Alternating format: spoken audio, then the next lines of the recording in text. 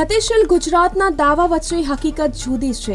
મેઘરજ તાલુકાના અંતરિયાળ વરડી ગામના લોકો આજે પણ પાયાના વિકાસથી વંચિત છે। ગામ પાસે વહેતી નદી પર પુલ ન હોવાને કારણે વિદ્યાર્થીઓથી લઈ ખેડૂતો સુધી બધા જીવના જોખમે નદી પાર કરવા મજબૂર છે। ગામ લોકોની સ્પષ્ટ માંગ છે કે તાત્કાલિક પુલનું નિર્માણ કરવામાં આવે।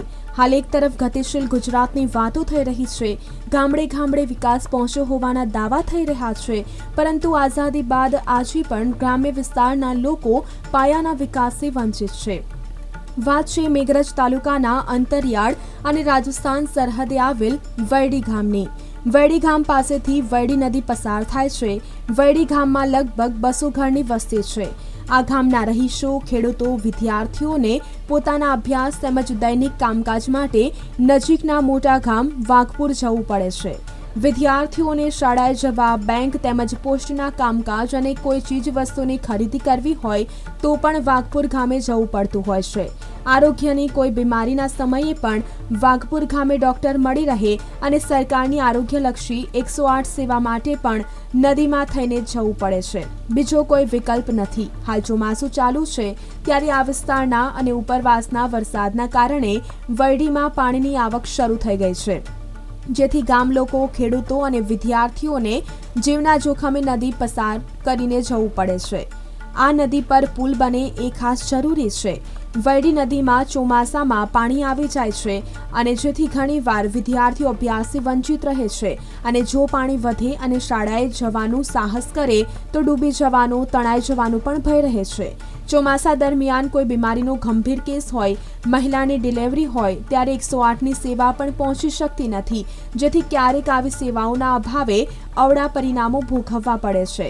બાળકોને અભ્યાસ માટે જંગલમાં થઈને લઈ જાય તો 5 કિલોમીટર ચાલીને લઈ જઈ શકાય એ ચોમાસા દરમિયાન જોખમી છે, જેથી ગ્રામજનોની માંગ છે કે વરડી નદી પર વરડી ગામ અને વાઘપુરને જોડતા રસ્તા પર પુલ બનાવવામાં આવે। અમારું આ ગામ વરડી ગામ જે વાઘપુર મેઇન રસ્તાને જોડતો એક રસ્તાની સમસ્યા છે, જે વર્ષો જૂનો આ રસ્તો પગવાટ જ છે। નદીમાં થઈને જવાનું, ગમે તે કામે જવું હોય તો ચોમાસાની અંદર કોઈ બહાર નીકળી શકતું નહીં। કોઈ મેડિકલી પ્રોબ્લેમ હોય તો દવાખાને કઈ રીતે જવું, માણસ મરી જાય એવી હાલત છે। રસ્તો બિલકુલ ક્યારનો વર્ષો જૂનો કોઈ તંત્રને રજૂઆત કરે છતાં બી કોઈ રસ્તાનું હજી સુધી કંઈ નિરાકરણ થયું નહીં।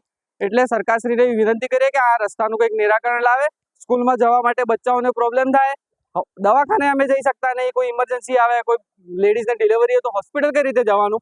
હવે છોકરાઓને પકડીને લઈ જવા પડે। અમારે નદી ઉતારવાના હાથ પકડીને, માથા ઉપર પકડીને લઈને રોજ સ્કૂલે મૂકવા જાય છે ને સાંજે કદાચ એકલું છોકરો હોય તો કઈ રીતે આવે? તણાઈ જાય તો એની જવાબદારી કોની?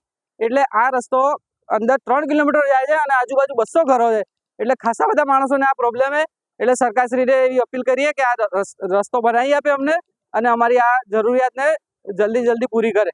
અમારે શાળામાં છોકરા જતા અહીંયા પીલી તેડે અમારે ઘર છે, તો શાળામાં જતા કંઈક મુશ્કેલી પડે છે। સવારે વહેલા મૂકવા આવવા પડે અને સાંજે લેવા આવવા પડે ને ટેકવા બાજુ થાય અને અમારે જવું પડે ને ડિલિવરી બેન કે શું હોય તો ગાડી કોઈ આવી શકે એવી નથી। અને અમારે આ પુલ થયો હોય તો અમારે બહુ સારું હતું। અહીં લગભગ અમારે 200 થી ઉપરના ઘરો છે, લગભગ 500 જેવી સંખ્યા છે। સવારે બે ટાઈમ સવારે વાઘપુર ડેરીમાં અમારે જવા માટે સવારે અને સાંજે 2 ટાઈમ જવું પડે છે। સ્કૂલ પણ અમારે સવારે છોકરાને મૂકવાને લેવા માટે જવું પડે છે અને કોઈ પણ દુકાનનું કામગીરી હોય તો વાઘપુર જવા માટે બહુ પ્રશ્ન રહેશે। આ રસ્તાઓ કે પુલ થઈ જાય તો અમારા માટે બહુ સારું છે, ફાયદાકારક છે। અહીંથી આગળ રાજસ્થાનની જોડે ટેકવા, માંડળા અને વરડી એમ 2-3 ગામો મળીને આ રસ્તા પરથી જાય છે માણસો। અવર જવરમાં બહુ તકલીફ રહે છે, સાધન જવા માટે બહુ તકલીફ છે અને છોકરો ITI કોલેજ જવા માટે આ જ રસ્તો છે અમારે, એટલે બહુ પ્રશ્ન છે। તો એના માટે કંઈક પુલ કે કોઈ પણ સુવિધા થાય તો અમારા માટે સારું છે।